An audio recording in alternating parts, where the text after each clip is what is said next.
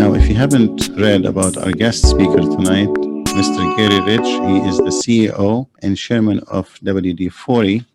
I'm going to show you a visual view. Oh, here you go. So WD-40 has become a household name because of the leadership style of Mr. Garry Ridge. And you're having with you tonight one of the best in the business. And his leadership style, he's going to tell us about it, but at least the type is servant leadership. That's also a new emerging trend. So Mr. Ridge is in San Diego. His corporate office is in San Diego, WD-40 in San Diego, but he has places everywhere, locations everywhere. You want to start now? We want to wait? Yeah, we can wait. I was just I want to, testing. as an honor of you, because I want him to welcome you. Sure. I want him to give him the courtesy by actually being part of it when he comes in as well. Good leader, you would love him. You would love his style as well. So in the School of Business, we initially had the MBA program, but then 2017, there was a new program it's called Master of Science of an Organizational Leadership. Dean Tom Horan was the one behind it, his initiative behind it. It deals with purpose for leadership and how it involves the individual, starting with the self. We go all the way to the family, organization, and then we go to the society in general. So these are part of his initiatives, and I'd like you to meet him. But in the meantime, our senior editor, Ms. Katie Olson, arrived and she's attending now. And welcome, Katie. I'd like to acknowledge her for her perfect reporting and writing. She's one of my favorite writers. Katie, welcome. I mean, we have always been exclusive, whether we have through the mentorship program or the quality of education. And I'm honored that you are sharing your insights with them, the students, because these are really, I told them early on, they're not students anymore. They are the future purposeful leaders that they're going to make and change society. In turn, later on, they're going to pay it back by actually helping somebody else improve and inspire others as well. With courtesy to you and to the dean, I'm going to wait a few more minutes. Hopefully he'll be here soon, and I want him to be with us before we start. Any other question, guys? Luke, what's your question to Mr. Garry? Thank you, Professor. If I'm just going to ask a question, I would ask to all the entrepreneurial students in this classroom. It sounds like you came on maybe a little bit later after the birth of the company. What big implementations did you do to make this the well-known brand that I'm sure we've all heard when we were in elementary school? Because I certainly did and do.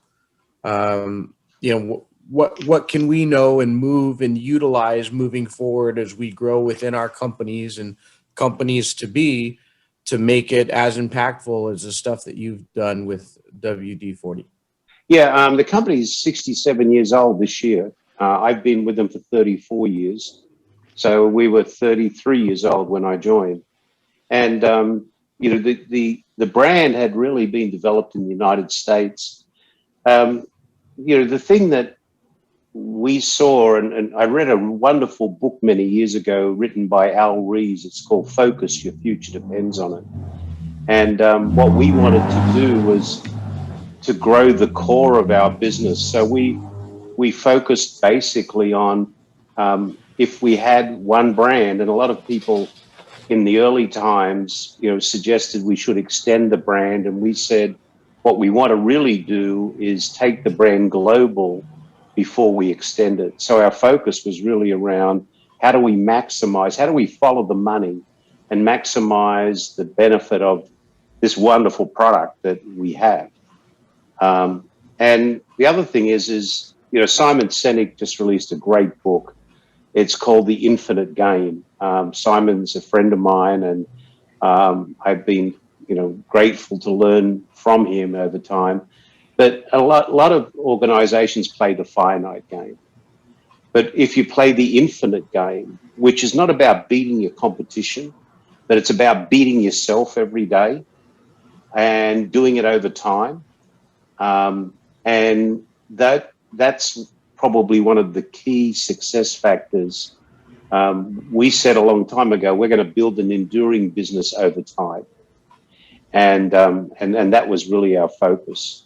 So, instead of being a bottle rocket, it was, reasonably good, steady growth over time. Excellent. Thank you so much. So I'd like to let everybody know that Dr. Horan is here. So Dean Horan, we didn't start waiting for you as a courtesy to you because I wanted you to welcome Garry into our campus. Yes, really. yes. Sorry. It's all yours. Can you hear Go me? ahead. Can you hear me okay? Yes, go ahead. Yeah, sorry, I was a minute too late. The Zoom login thing was just not quite doing me a favor. Garry, first of all, thank you for spending your time with the class tonight and with us, and knowing who you are and reading about your background.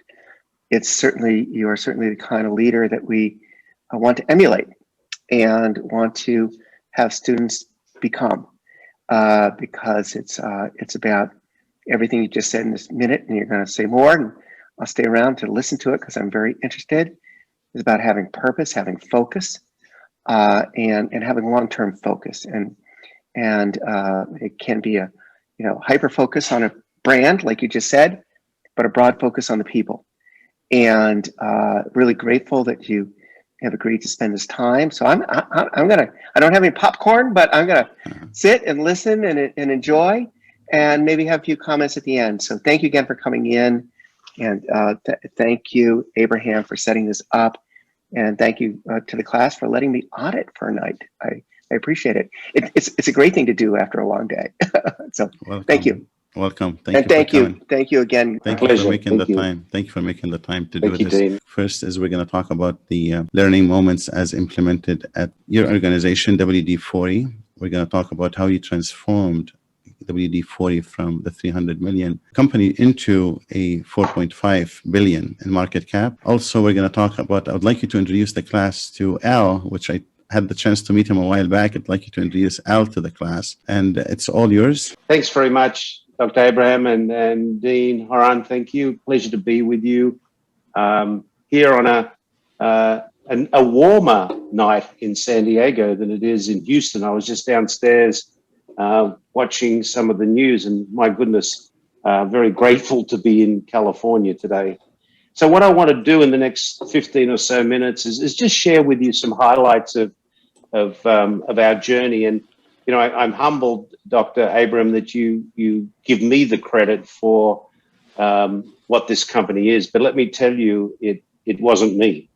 I often introduce myself as, "G'day, I'm Garry Ridge. I'm the consciously incompetent, probably wrong, and roughly right chairman and CEO of WD-40 company," which is more than likely true than not true. It's the people that I've got the opportunity to work with over the past 30 some years who's really made the difference. So that's why this slide says it's all about the people. I truly believe that pleasure in the job puts perfection in the work. I think you'd all agree that you do a better job, you do things better if you like doing them. And I think that's the number one role of leadership, is creating a culture where people really do enjoy what they're doing. Interestingly enough, this statement was actually made by Aristotle, who was born in 384 BC. So I'd suggest that we're pretty slow learners to really understand that that's the case. And what is really sad is 67% of people who go to work each day don't like, and many hate their jobs, and most don't like their bosses. So if only 33% of people who go to work are engaged, the chances of us getting a really great outcome from that, or positively affecting their lives, is really low. I talk about employee engagement, but I'd like to call it the will of the people. And as Drucker said that, culture eats strategy for breakfast. I think that a great culture makes breakfast a feast. And let me just give you a simple kind of algorithm around that. Let's say that there are two things we need to be successful in business: the will of the people and a good strategy. Now, you've all probably done a strategy class. We know how to work up a reasonably robust strategic plan. So, let's say that we put a strategic plan together, and the dean gives us 70 out of 100 for our strategic plan. Very good strategic plan, strong strategic plan, good strategic plan, focused strategic plan.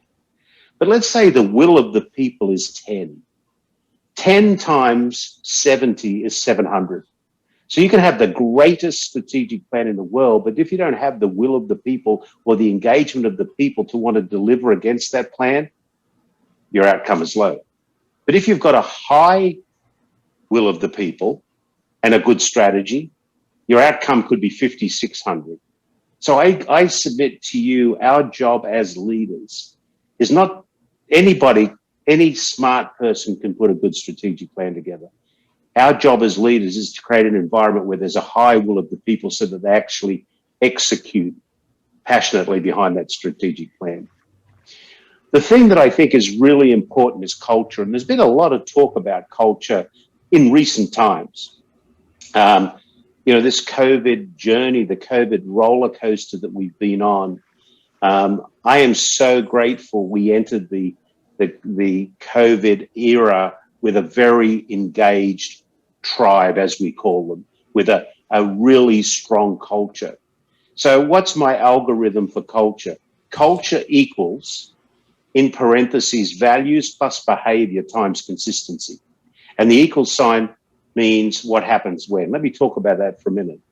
So our organization has to have, and your great leaderships have to love their people enough and be brave enough to not only recognize them for doing great work, but to redirect them when their behavior is not aligned with the values of the organization. And I believe that values in an organization, clearly defined and lived on a daily basis consistently, is the basis, is the foundation for building a highly engaged culture. But you've got to do it consistently. So culture equals values plus behavior times consistency. So back when I went back to school in 1999, as I shared with you, 2 years into being CEO of WD-40, and I needed help. So I went back to the University of San Diego, where I now teach, and I did a master's degree in executive leadership.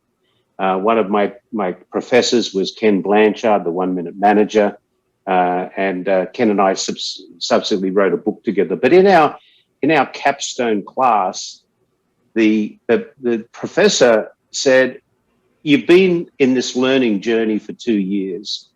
Do you think you could put a business model together that would capture the key elements of the learning that you could actually execute on?" And I said, "I think I can do that." And this was actually the model I put together. It looks a little more fancy these days, a little more color in it. It was on a flip chart written with a couple of Sharpie pens. But my thesis was, I believe there are 4 things in business you need to be successful: people, purpose, passion, and products. You've got to have people, you've got to have a clear purpose, they've got to be passionate, and of course, you've got to have a good product. So the elements of this was, number one, people. The people culture, true dedication to people. And we call ourselves a tribe, not a team at WD-40, and I'll show you why later. The second one was a purpose or a why. Why do we exist? The next one was values. And values are there to set people free. And then you had what I call the typhoon zone. And this was strategy and execution. And why did I call it the typhoon zone? My reflection on the learning I'd been through is, if organizations spend an out of balance amount of time just on strategy and execution and not focusing on people, purpose, values, and learning, they would not maximize the output of their business. And then finally, we have what we call the learning moment. And what is that? One of the greatest disablers we have as human beings is fear of failure. So we took the word failure out of our organization and we say we don't make mistakes, we have learning moments. And the definition of a learning moment is a positive or negative outcome of any situation that needs to be openly and freely shared with all people. So this really created that thriving learning environment where we said we don't have all the answers. We have all the questions, but we don't have all the answers. So we've got to be clear and have a circle of safety and vulnerability where we can help each other do that. And then this sits on 4 pillars: the pillar of care, candor, accountability, and responsibility. What do they mean? Care means, very simply, that in an organization, you must have your empathy eat your ego, not your ego eat your empathy. Leadership is not about you. Leadership is about serving the people that you lead. Candor is pretty simple. No lying, no faking, no hiding. I believe most people don't lie. I believe people fake and hide. And the reason they fake and hide is because of fear. Accountability. What do you expect from me and what do I expect from you? And do we have alignment around that? And then responsibility. Do I understand what I'm responsible for? So we executed on the model. And as I said, we reduce fear. We don't make mistakes. We have learning moments. I've never made a mistake in my life, but my gosh, I've had millions of learning moments that have helped enrich the thinking going forward. Interesting about learning, education is when you read the small print. Experience is when you don't. And when you put those two things together in an organization, you need to have the formal education portion, the things we're doing today. But you also need the experiences to seeing when you put that learning to work, what's the outcome? And when you put those two together, you actually get learning. And from learning, you develop knowledge. And when you develop knowledge and put it to work, you get wisdom. Wisdom is putting knowledge to work. So it's not only the formal part of education, but it's the experience. I call it scar tissue. You have to have scar tissue to understand, and that's the power of the learning moment. We don't have managers in our organization. Managers manage bank accounts. What we do is we have coaches. And, a coach's role is not to be on the playing field. As great leaders, you don't run on the field and play the game. You're on the sideline and you're in the locker room, observing the play, observing the players, and suggesting how they can improve. So we at our organization don't have the title manager. Everybody's a coach, because our job is not to mark people's paper. It's to help them get A's. And that's what a coach is all about. A good coach can change a game. A great coach can change a life. And then you have to have a just cause in an organization. When you think about our business, it's pretty boring if you think about just selling oil in a can. But what we do is we have a just cause. Our just cause is to make life better at work and at home. We're going to make life better at work for the people who use our product and at home for the people who use our product. We're going to make life better at work for the tribe members who come to work every day at our company, and we want to send them home happy. And more importantly, we want to bring them back the next day smiling as well. So our job is to create an environment where people go home happy. So our purpose, you think about, if I was to ask you to write the purpose for WD-40 company, you might say our purpose was to stop squeaks. Well, that's what we do. Our purpose is we exist to create positive, lasting memories in everything we do. We solve problems, we make things work smoothly, and we create opportunities. So if anybody asks me what business we're in, I tell them we're in the memories business. We're about creating positive, lasting memories. How we do it is where it's really important. We create positive, lasting memories by cultivating a tribal culture of learning and teaching, which produces a highly engaged workforce who live our company's values every day. And what we do is make these great products that we sell and market in 176 countries around the world. The cornerstone of and the foundation of our business is our values. Here are our values. Now, the important thing about our values is they are hierarchical. You can't cherry pick a value to align it with the current state. So our number one value is we value doing the right thing. And each one of these values has a written paragraph underneath it that describes what each one means. And this is how we have been able to establish this culture consistently across 176 countries around the world. Because doing the right thing in the United States may not look the same as doing the right thing in Russia, China, Malaysia, Brazil, Spain, Italy, the UK, or even my home country, Australia. But doing the right thing at WD-40 company is the same whichever geography you're in around the world. Our second value is we create positive, lasting memories, making it better than it is today. We value succeeding as a tribe while excelling as individuals. We value owning it and passionately acting upon it. And finally, we value sustaining the WD-40 company economy. Now, as a publicly traded US company, you would think that profitability would be our number one value. No. If we live these values, the final one, the sixth one, is an outcome. Because by doing that, we will create the outcome that we want financially. We have something, we talk about responsibility in the company. This is our maniac pledge.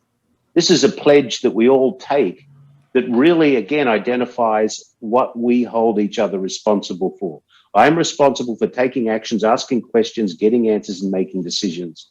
I won't wait for someone to tell me. If I need to know, I am responsible for asking. I have no right to be offended that I didn't get this sooner. And if I'm doing something others should know about, I'm responsible for telling them. Again, clarity around our expectations to each other is really, really important. And around the world, I hear people every day calling the maniac pledge. One of the biggest desires we have as human beings is to belong. Everyone on this call, everyone in this class, everybody on the Zoom tonight has either left an organization, a party, or even maybe a relationship because they didn't feel like they belong. Why do you think people leave companies? Because they don't feel like they belong. As Ken Blanchard often says, it's a shame most people only know they're doing a good job because no one yelled at them today. So that's why we came around looking at calling ourselves a tribe, not a team. Most organizations, if you look at Maslow's hierarchy to self-actualization, actually do fulfill the first two steps. They provide the ability for people to live and their safety, but they don't provide the belonging or love. So we are a tribe, and here's our definition of a tribe. At WD-40 company, we call our employees tribe mates. As individuals and as an organization, we aspire to live up to the behaviors of a tribe. For us, a self-sustaining and interdependent tribe share common attributes such as values, knowledge, celebration, ceremony, and a strong sense of belonging. Each tribe member is recognized for their specialized skills and their contribution to benefit the greater good of the tribe. Through these efforts, a tribal culture becomes a self-sustaining place where people want to stay and grow. And one of the things that's been very, very obvious to us during COVID is the definition that we love, which is truly a group of people that come together to both protect and feed each other. And that's what we come together to do. So the tribal attributes, the number one attribute of a tribal leader is to be a learner and a teacher. If you were to go back thousands of years to my home country of Australia and observe a group of Indigenous Australians sitting around a campfire, what would the tribal leader be doing? The tribal leader would be teaching the Aboriginal Australians to throw a boomerang. Why? Because it was the tool of survival. If you couldn't throw a boomerang proficiently, you would not survive. What's our job as leaders? Is to be learners and teachers and to teach those around us how to throw boomerangs, whatever that boomerang may look like in our business. So our attributes are learning and teaching, values, belonging, future focus, specialized skills, warriors, and celebration. So Dr. Abraham asked me to introduce you to Al. This is Al. Al is the soul-sucking CEO. Al is the leader who sucks the soul out of people because of his leadership attributes. And here are some of the bad attributes of Al. Al is a master of control. He's a know-it-all. He thinks he's corporate royalty. He says learning is for losers. His ego eats his empathy instead of his empathy eating his ego. He always has all the answers. He doesn't need to hear from anybody else. He always must be right. He builds a fear-based culture. He says micromanagement is essential. He never follows through on his commitments, and he hates feedback. This is Al, the soul-sucking CEO or the soul-sucking leader who sucks the culture out of the organization. The servant leader loves to involve and love their people. They're always in servant leadership mode. They're expected to be competent. They are connected with emotional intelligence. They love learning moments. They have a heart of gold and a backbone of steel. They are champions of hope. They know micromanagement is not scalable. They do what they say they're going to do, and they treasure and love feedback. So these are the attributes of the servant leader versus the owl leader. Leadership is a balance between being tough-minded and tender-hearted. Organizations where leadership is too tough-minded, people feel vulnerable and at risk. Where they're too tender-hearted, they feel vulnerable and at risk. Our job as leaders is to get that center point, that place in the middle where we balance tough-minded and tender-hearted. So here's where we ended up. And imagine a place where you go to work each day, you make a contribution to something bigger than yourself, you learn something new, feel safe, are protected and provided freedom by a set of values, and you go home happy. Happy people create happy families. Happy families create happy communities, and happy communities create a happy world. And we, as businesses today, have the biggest opportunity ever to influence people to send them home happy. Instead of sending home 67% of the people disengaged as they truly are. Purpose-driven, passionate people guided by their values create amazing outcomes. Why do I say that? Because we proved it.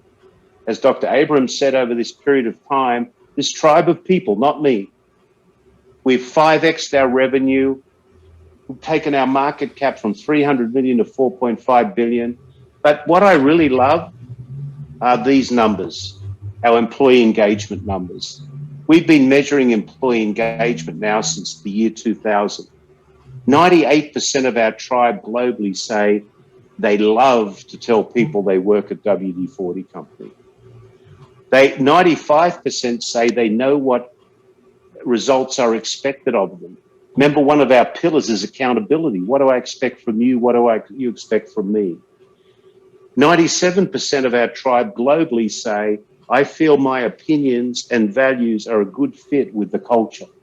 So not only are we clear about what our values and our culture looks like, people are coming to be part of our tribe because they love that culture. I respect my coach. Here it is. Remember I told you that most people hate their boss? We ask a question in our employee opinion survey, do you respect your coach? We don't use the word like, but respect. 97% of our tribe say they respect their coach. I'm excited about the WD-40 company's future. 94% of our tribe globally say they're excited about our future.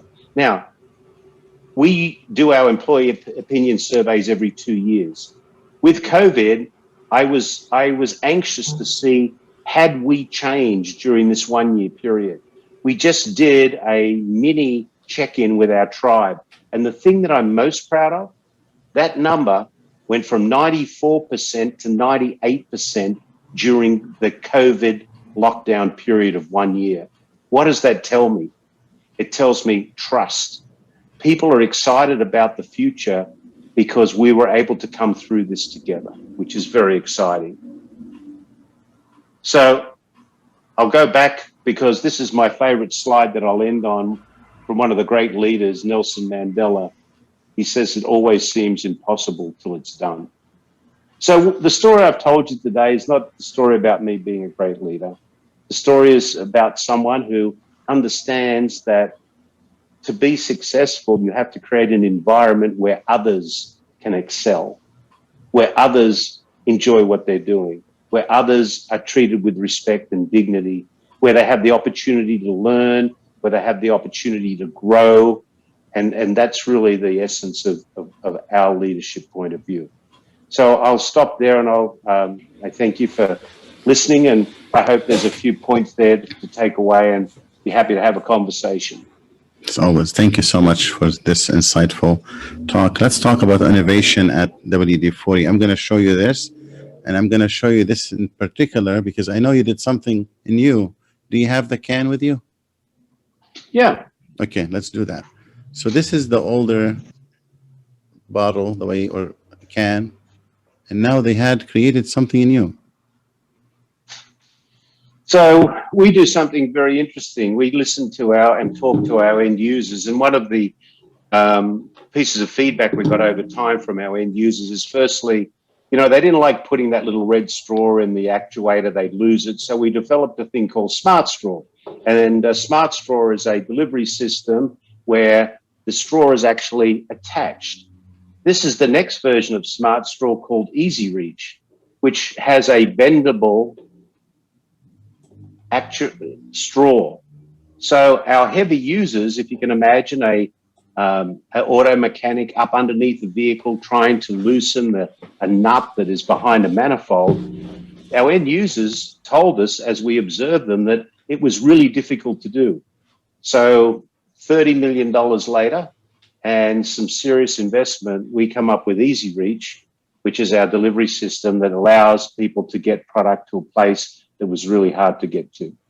So we're innovating. The other innovation that we've done is, so this is the Smart Straw with its normal Smart Straw delivery system on it, but this is our range of products called WD-40 Specialist. So as you can see, now that we've made the brand famous, we've now extended the brand into a line of specialist products, particularly aimed at the heavy end users. So innovation is important to us, particularly around delivery systems and ways to remember what we said about our just cause, to make life better at home and at work.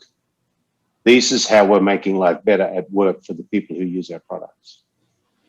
What made this innovation possible, Garry? Listening to our end users. Mm-hmm. We said, you saw our why statement. We exist to create positive, lasting memories, in factories, homes, and workshops around the world. So what we do is we go into these workshops and these factories and we look for problems. And then we say, okay, can we solve this problem with a sensible business case to make the life easier for the people who use our products? Thank you so much. Who's going to ask the second question? Michael? Hi, Mike Gastower. Mine is GIS, Geographic Information Systems. And first of all, that was a great presentation. Garry really liked it. I was curious what some of the difficulties were, when you first became CEO, this change of culture. Was there pushback? And I mean, even to this day, obviously through your employee scoring, I think you're at a very good spot, but is there continued maintenance or difficulties to kind of maintain this culture? Yeah, sure. When I was given the privilege to lead the company, it was a great company. But to do what we needed to do globally, we had to change. The currency of power was knowledge. And the more you kept and the less you shared, the more power you had as an individual. So what we needed to do was turn these silos of knowledge into fields of learning. And that took time. It took time also to establish the circle of safety where people got comfortable with the learning moment, with actually saying, you know what, I've had a learning moment, and it was a negative one. And some of the things we did early was we asked people to identify the areas of learning, and we needed to applaud them and reward them and cheerlead them on for being brave enough to be able to share, what probably didn't work. So it was this whole attitude of, it's okay. You don't have all the answers. And today, what I call cultural equity in the company is our biggest asset. If you ask us what is the biggest asset we have in the company, we have two: our culture and our brand. And we invest a considerable amount of time on continuing to ensure that we don't drain our cultural equity by the people we bring on board, by the training we do in the organization, by the zero tolerance we have with our leaders around treating people correctly, around being dedicated to their learning and development. You know, in the book I wrote with Ken Blanchard, I shared that early on, I said that if there was ever anyone in our company that we let go because our leaders were too lazy to be the best coach they should be, in other words, helping the person succeed, I would make sure that the most senior person in that leadership chain was not a member of our company any longer. And I only had to do that once. We let someone go and I called for their development plan. And there was no development plan. So we did not do what we promised to do, which is to help people get A's. And it was a laziness of a leader who didn't have the development plan to help that person, you know, step into the best version of their personal self. So it's not Zero enough. tolerance. So Gary, it's not enough to just empower your people. You also have to give them the guidance and resources how to do it and development. Yes. Mm-hmm. Of course. Excellent. Who's going to ask the next question? Should I call on you, Andrew? We have Catherine. My name is Abba Avenue Maximus. Mr. Maximus. I'm an MBA student at the University of Redlands, studying the concentration of global business. Gary or Mr. Ridge, I had a respected question with respect as to how you opened the doorway for WD-40 in itself as a company and a flourishing organization.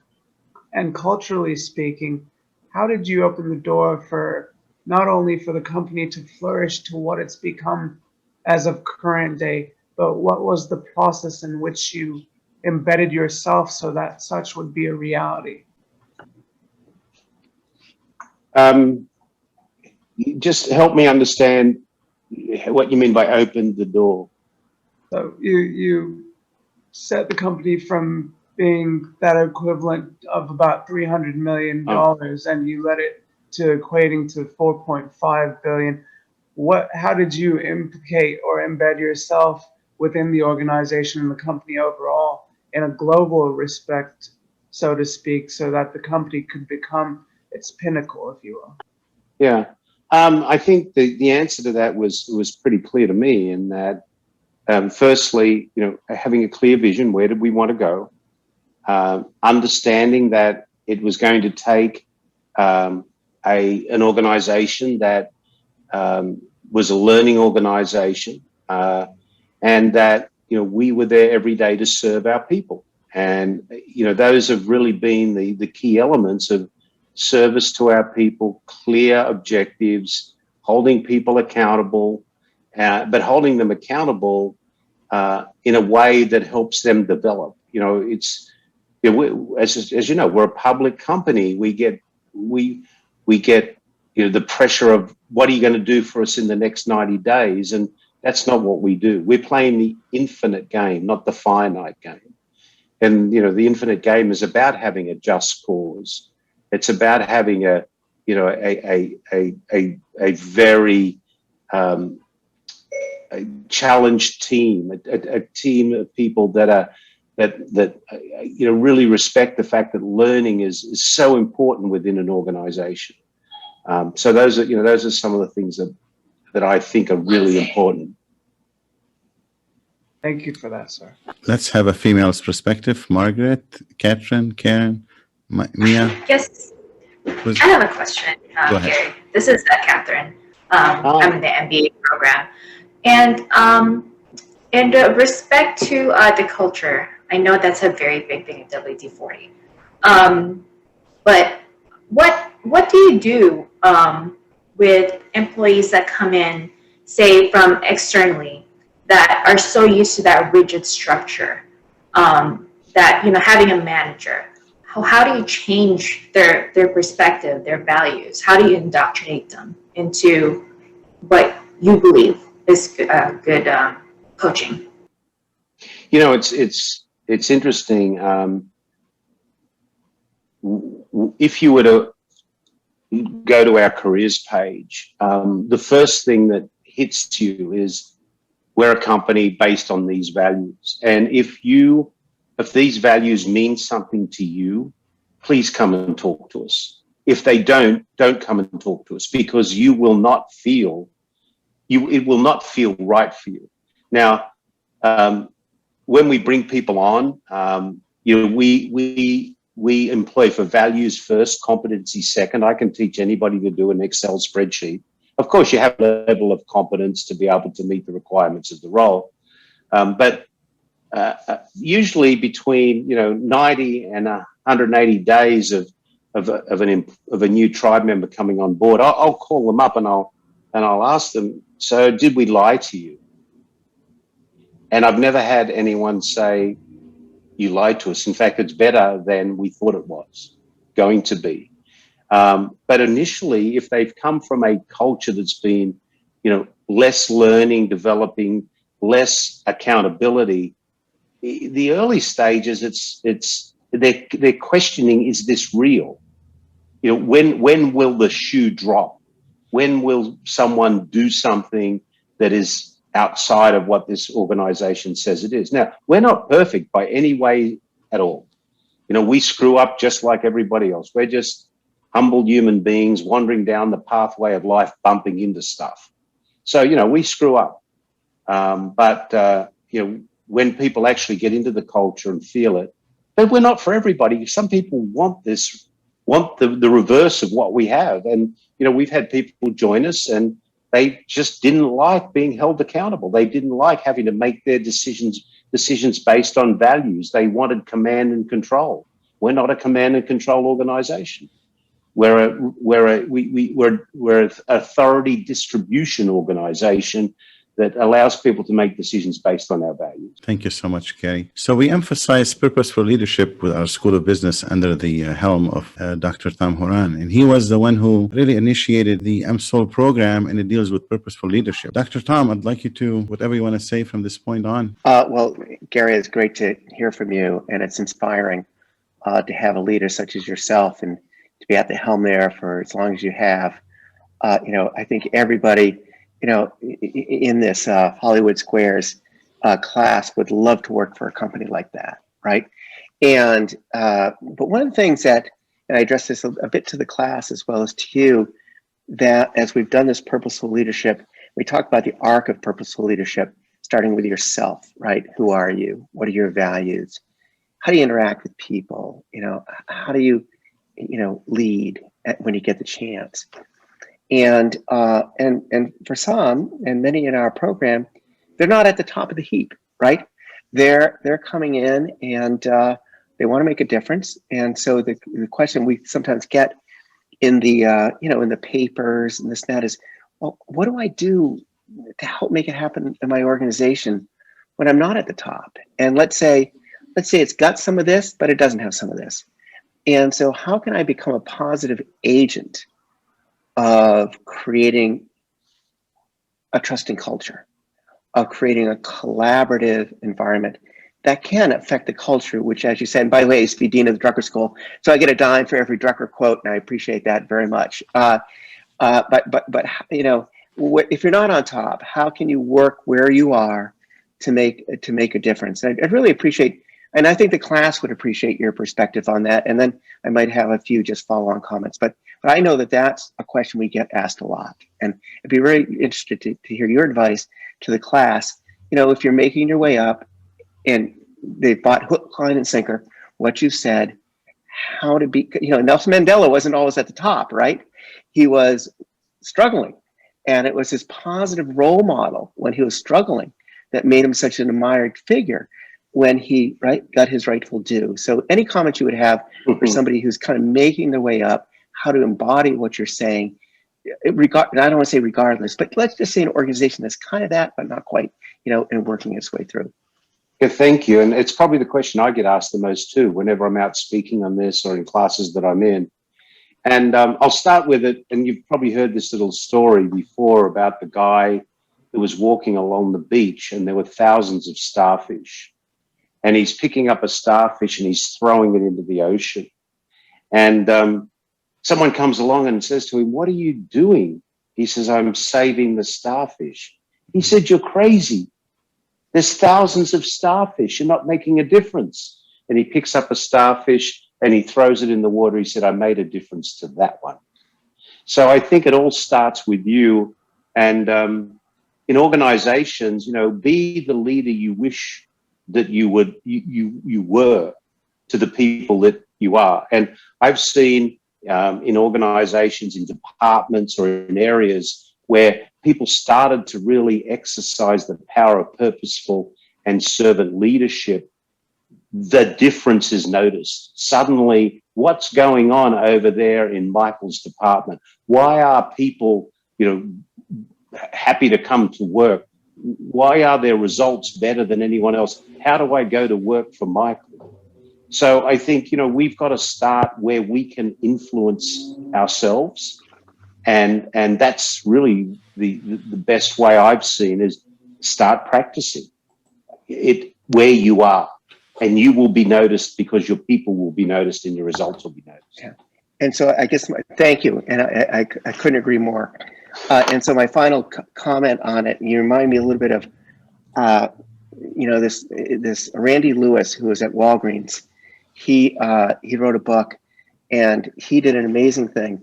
He was VP at Walgreens. His son had disability and he created a distribution center that employed people with disabilities and it outshone, every other distribution center and really created a model. And I heard him talk once and he said, people don't quit companies, they quit teams. Mm-hmm. And I think that to what you're saying is, and for the class, to be a positive role model in doing, like you said, right? Collaborative, not bossy, listening to others, makes people want to be at the company, right? Even if the top may be a little, and that can help make a difference. And I think your comments are spot on. Having said that, of course, and for the class, I think it's great to hear these models, these inspirational models, because we're trying to do business education, which is not just the practical skill for tomorrow, right? But the idea set for a life.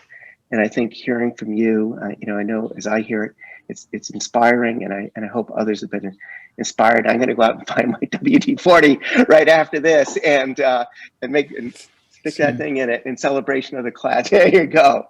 So thank you again, Garry, for spending your time, and thank you to the class for allowing me to sit in.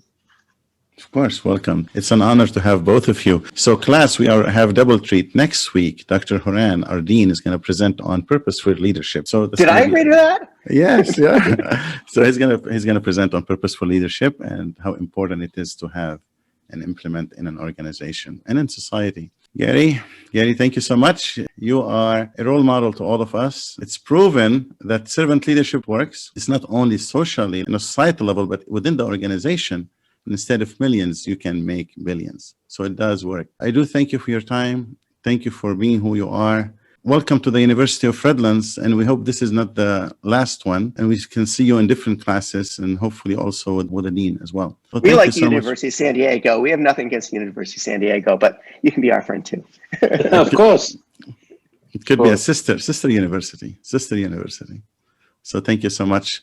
Class, I'm going to have 15 minutes break, or we can call it a night because we already finished what we needed to finish. Now, Garry, please stay with me. Dr. Tom, please stay with me. And Katie, stay with me as well.